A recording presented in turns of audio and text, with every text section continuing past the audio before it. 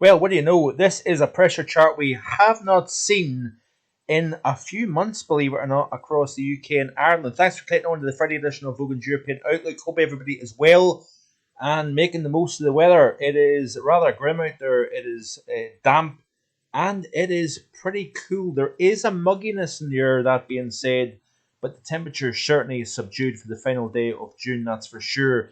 Like I say, a very different story in terms of the pressure chart. The pressure dropped below 1,000 millibars here this afternoon at Marfogan HQ.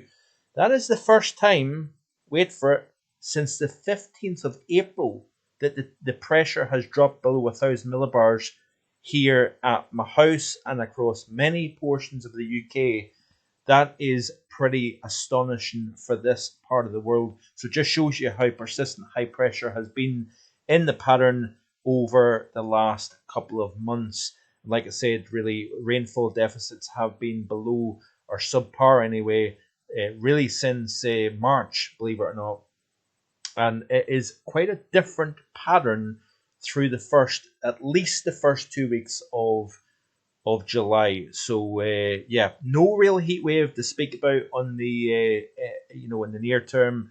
Even for the foreseeable future, it doesn't look as if we've got anything major in the way of hot conditions. There may be a little flirt with some heat and humidity into the southern and eastern portions of the UK in the coming 10 days, but we'll look at that in just a second here. But this is the pressure chart. This is the current temperatures as of just after 5 p.m. on Friday the 29th of April, or should I say the 30th, sorry, the 30th of April. Look at these temperatures for the afternoon.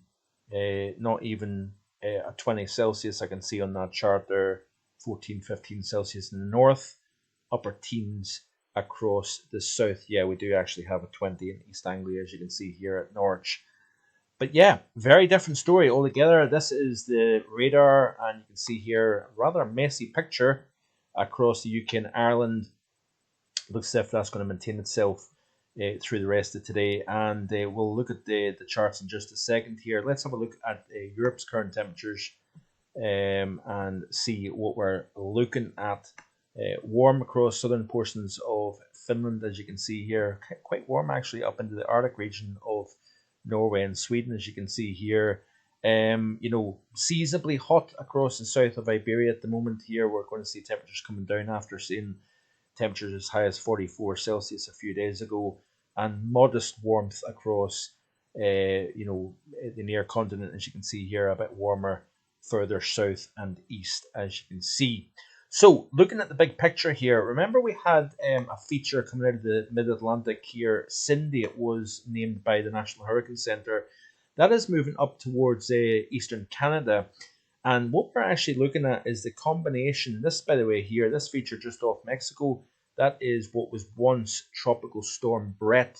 Remember that was talked about a week ago over the central tropical Atlantic that developed off Africa. Highly unusual for this early in the season to see African wave trains, but of course we've talked about the sea surface temperature profile and everything, so we don't need to go into the details about that, of course. But this is actually the system moved across Mexico and actually is now starting to form off the Mexican coast in the far eastern tropical Pacific, which is, I thought, quite interesting. We're starting to ease off in the heat across parts of Mexico and Texas, where a lot of the attention has been drawn in recent times. But as Cindy moves up into the southern flank of this high, notice here that we've got a much flatter regime now, linking North America with Europe, of course. We've got a bit of a kind of north-south divide. Lowest heights, as you can see in the pressure chart a second ago off Medial Seal, is just the north of Scotland here. We've got pressure a little bit above, between 1,005, 1,010 millibars across southern portions of the UK, and a fairly flat westerly airflow coming in off the Atlantic. Albeit the water temperatures are warmer than average, temperatures are subdued despite that, coming off those sea surface temperatures, of course. So as we play through the loop here, I want to draw your attention to a couple of things here. We start to see the trough deepen a little bit over the northeast Atlantic. Why is that the case? Well, we're seeing this little bowling ball feature moving through the Midwest of the United States at the moment. That is in turn pumping this area of high pressure on the east coast of Canada. As that strengthens, it then deepens the trough over the UK and Ireland. It looks as if through the weekend we're going to see another area of low pressure. Kind of that area of low pressure, in fact, stays to the north of the UK, I believe. I have to double check the charts and that, but it's going to deepen, and as it deepens, we are going to see the wind strengthen. We could actually see some coastal gates through the weekend, so Saturday into Sunday, even into early Monday. We could see some very windy conditions for the time of the year, certainly by early July standards. And, it's just going to feel so different compared to what we've had in recent months. And this is exactly the forecast that I had. The June outlook overall, I scored an 8 out of 10. Maybe in the comment section below you could maybe counter argue that with something. Let me know what you think about that. But I've scored an 8 out of 10 for the month of June based on the forecast that I had. Now remember, there's a twofold forecast. There's the June outlook and there's the summer forecast. The summer forecast being, of course, a longer range. But you know what was said. Good, high pressure, warmer, drier June. Of course, we had the record breaking warmth. And by the way, listen, I understand the arguments that I'm seeing in some of the comments with regards to, of course, they're going to mention record warm versus, don't talk about record cold. I get that. I understand that. I'm only passing on what the Met Office has said. I'm not necessarily saying to you that I completely 100% agree with everything, because you know my stance. If you've been following me here on the channel for quite some time, you know what I mean. Sea surface temperatures, I don't believe, are the warmest they've ever been. I don't believe the air temperature has been the warmest it's ever been. Now, 1840, according to the CET, was warmer than what we've seen in 2023. So I get where you're coming from. I also understand a little bit about the CO2 argument as well.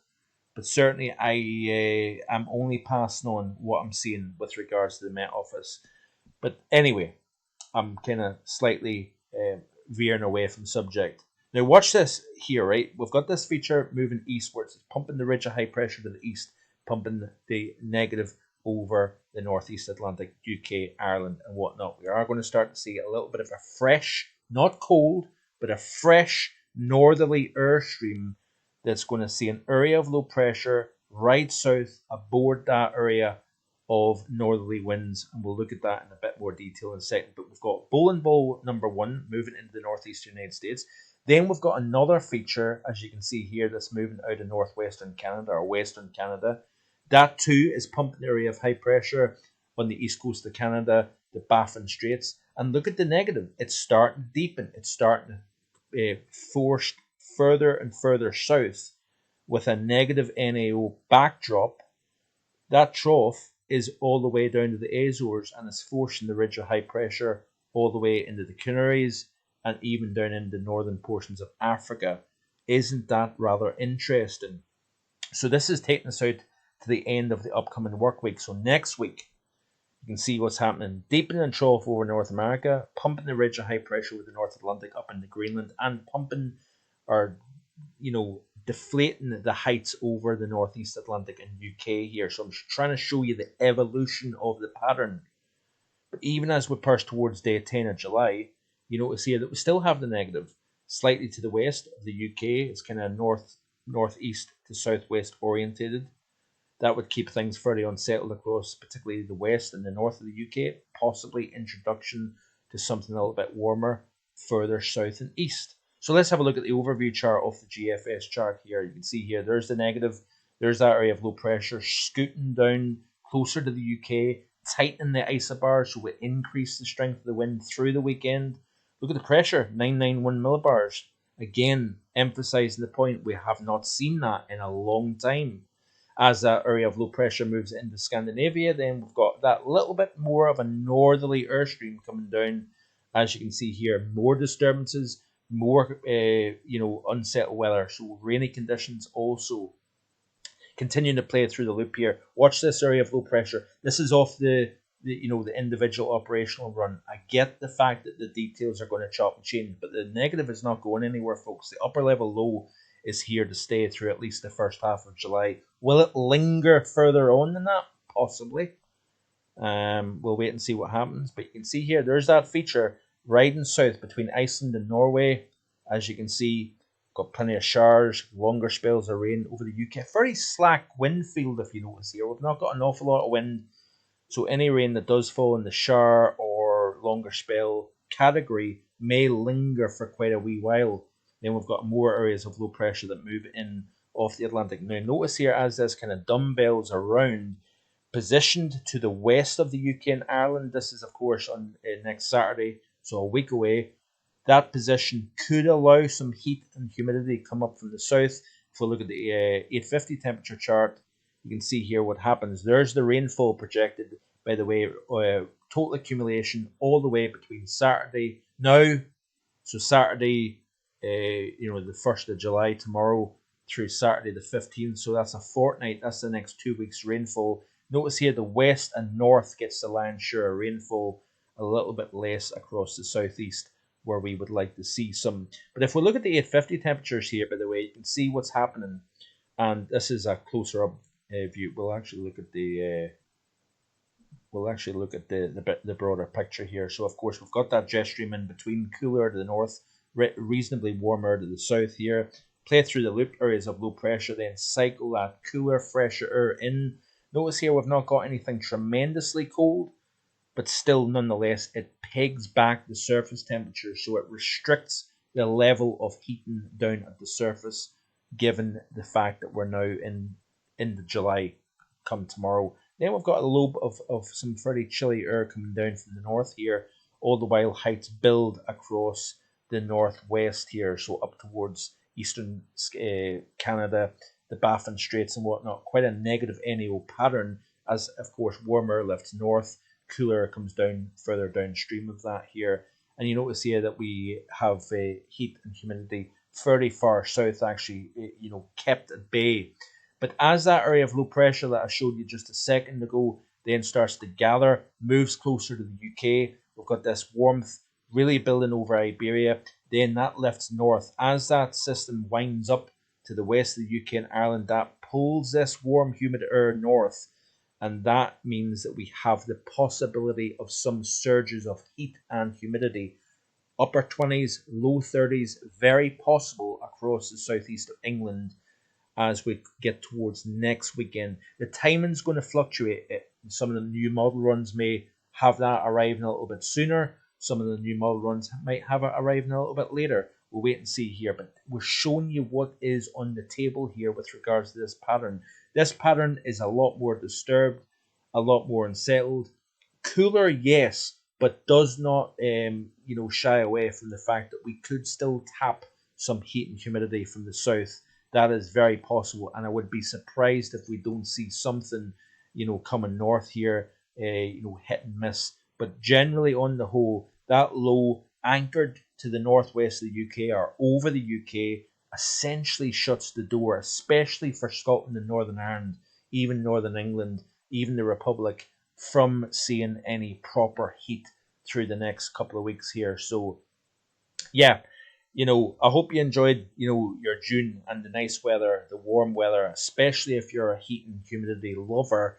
It looks as if through the next couple of weeks, we don't have anything really kind of stuck in place that's going to last any length of time over the next at least 2 weeks here. So, yep, I do appreciate your comments. They are read. Yes, I might not reply to many, but I do read the comments here, and I do greatly appreciate it. I like, all these new subscriptions. Terrific stuff. I really greatly appreciate it, and I hope that you're continuing to enjoy the content. No video as usual tomorrow, but I will have a big 48th edition of the Global Weather and Climate Report come Sunday this upcoming weekend here. Lots of interesting things going on with regards to below average temperatures, record cold temperatures in parts of the United States, by the way. Las Vegas has went well over 200 days, I believe, without seeing a 100 degree Fahrenheit. That is a new record. Given the warmer world that we live in, highly unusual to see that.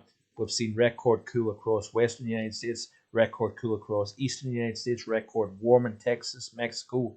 There's so many things to cover. I will have all that for you this upcoming Sunday in the GWR, so stay tuned for that. Enjoy the rest of your Friday. See you again Sunday with more. Bye for now.